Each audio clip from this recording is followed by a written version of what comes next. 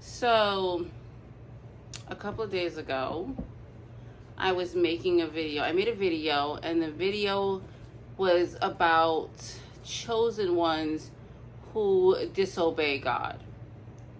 And that video had a comment on it. That comment, I can't remember what it said because it was a while ago, but the comment said something like, "Who chose them?" That's what it was. And then it was like a thinking emoji. And I thought to myself, I said, "Self, that's a strange statement to make, because only God can choose the chosen ones, right?"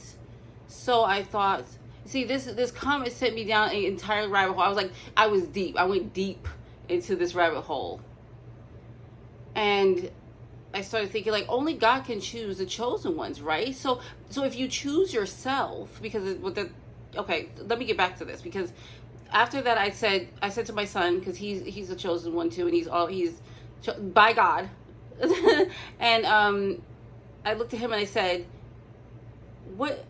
I looked at him and said, "What is this?" Because the weird question, right? And he said, "Don't think of it that way, right? He's always bright. He's always bubbly. You can always tell a chosen one because they're sweet and kind, and everybody's just lovely. Everybody's just lovely, right? That's a chosen one. You can always spot them." So I said to him, I said, "Okay." So I commented back and I said, because he was holding my phone, so he just typed it real quick, and I said, "Just say this." And I told him to say, the problem with the chosen ones is that they have been here for so long. I said something. You can go back and look at the reply. And then the person came back and said, "The problem is they're self-chosen." That's what put me into this, down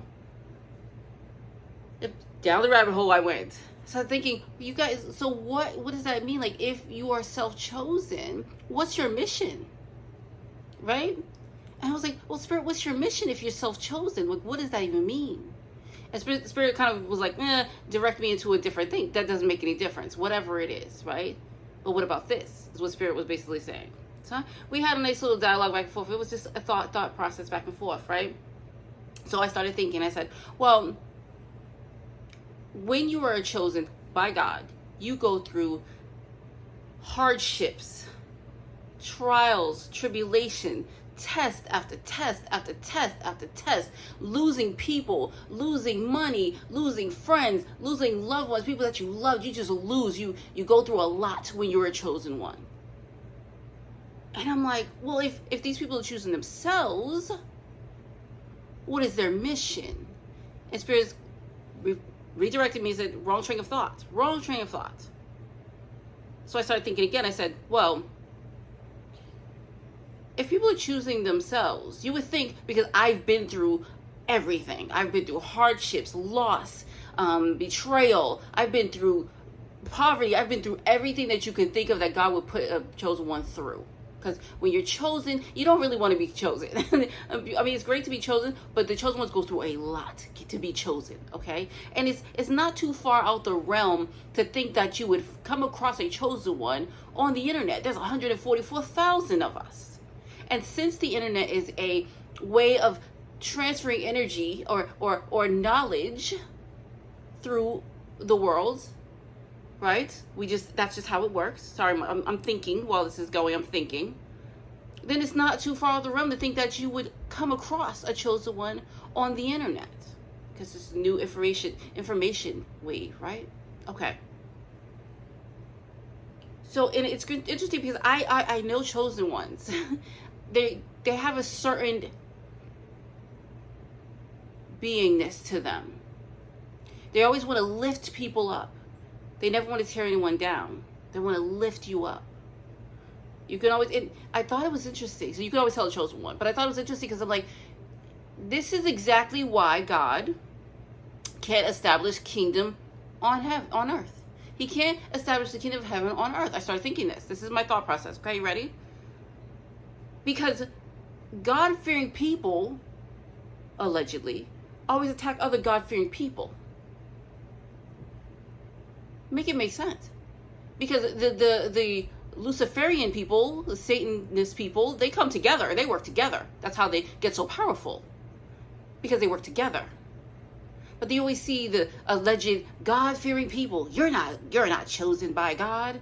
You're choosing yourself. Like it's crazy. It's bizarre. So then I started thinking. I said, well, these people are choosing themselves. You would think I'd be angry because I'm not chosen by myself. God chose me. Yeah, being chosen is hard. So if God chose me, you think I'd be like, oh, you're not chosen. Because I've come across some people that I'm just like, you're chosen. They don't even know they're chosen. I'm like, you're chosen. They don't even know.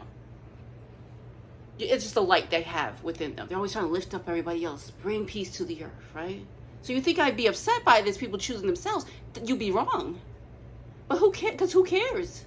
As long as these people are shifting people to God, they're sending people to Jehovah, right? Who cares if they're self-choosing themselves?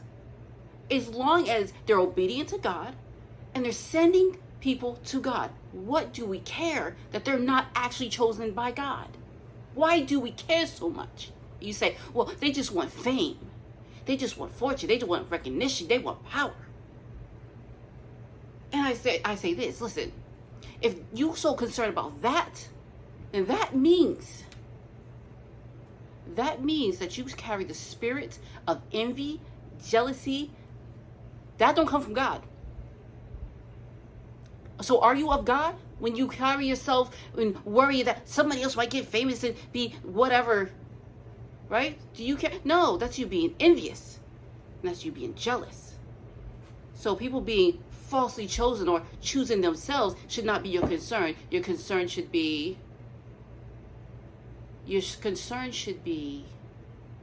healing yourself. Self-healing. That should be your concern.